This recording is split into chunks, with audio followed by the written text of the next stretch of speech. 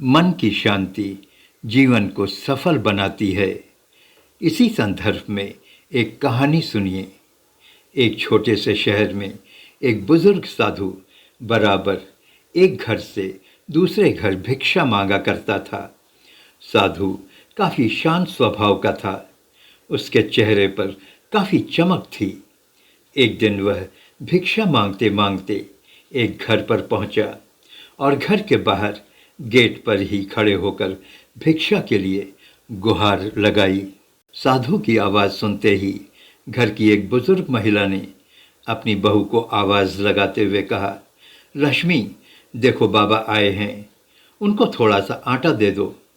रश्मि, जिसकी अभी हाल ही में शादी होकर इस घर में आई थी, उस बुजुर्ग महिला से कहती है, माँ, आप भी इन बाबाओं के चक्कर में कहाँ पड़ गईं? ये सब ढोंगी होते हैं। अरे नहीं, ऐसा नहीं बोलते। यह बाबा बहुत ज्ञानी बाबा हैं, इनको थोड़ा सा भिक्षा दे दो। रश्मि ने एक कटोरे में आटा लिया और चल पड़ी गेट की ओर।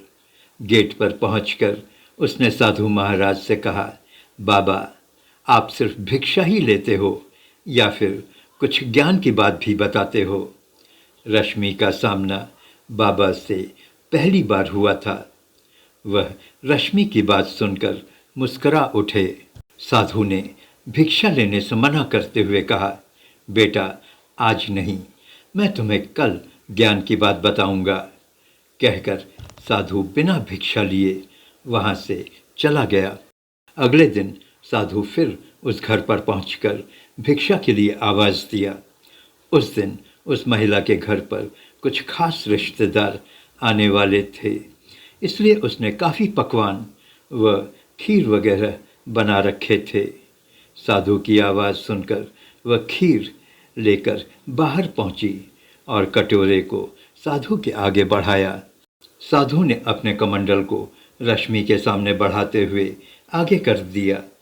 रश्मि जैसे ही खीर कमंडल में डालने को हुई, अचानक वह रुक गई। क्या हुआ बेटा, तुम रुक क्यों गई? बाबा, आपका कमंडल बहुत गंदा है, खीर भी गंदी हो जाएगी और खाने लायक नहीं रह जाएगी। लाइए कमंडल मुझे दे दीजिए, मैं इसे साफ कर देती हूँ। साधु मुस्कराते हुए बोला, बेटा, आप चिंता मत करो, आप इसमें ही खीर डाल दो। लेकिन रश्मि ने ऐसा करने से मना कर दिया और कहा, नहीं बाबा, कमंडल को पहले साफ करना होगा। लाइए, मैं इसे साफ कर देती हूँ। साधु ने कहा, अगर तुम इसमें खीर डाल दोगी तो क्या फ़र्क पड़ेगा?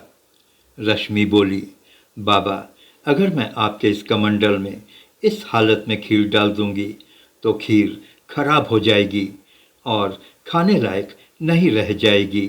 साधु महाराज एक बार फिर मुस्कराए और कहा, बेटा, यही तो ज्ञान की बात है जो मैं तुम्हें समझा रहा हूँ। जिस तरह गंदे कमंडल में खीर नहीं डालनी चाहिए, उसी तरह अशुद्ध और अशांत मन में ज्ञान नहीं दिया जा सकता, क्योंकि ज्ञान उस अशांत मन में ठहरेगा नहीं।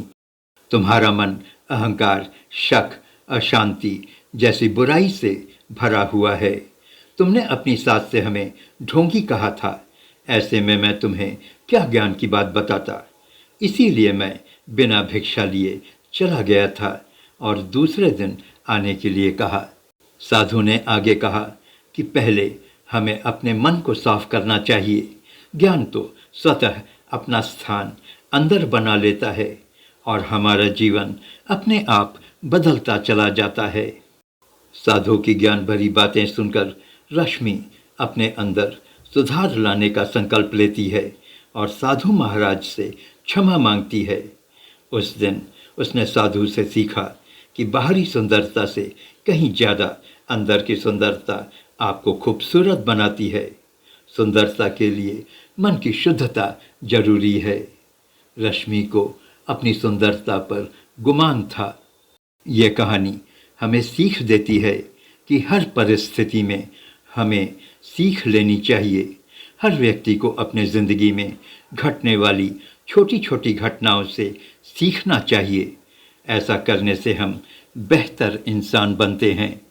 हमें बराबर आत्मचिंतन करना चाहिए और देखना चाहिए कि हम कहाँ-कहाँ गलती कर रहे हैं और उसमें सुधार लाना चाहिए।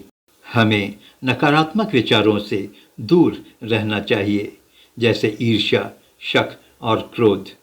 ऐसा करने से मन को शांति मिलती है, जो जीवन को बेहतर बनाती है। ज्ञान को मात्र सुन लेने और जान लेना ही काफ़ी नहीं है। सफल जीवन के लिए आपको ज्ञान अपने जीवन में उतारना होगा, तभी बदलाव आ सकता है, तभी आपका मन शुद्ध हो पाएगा।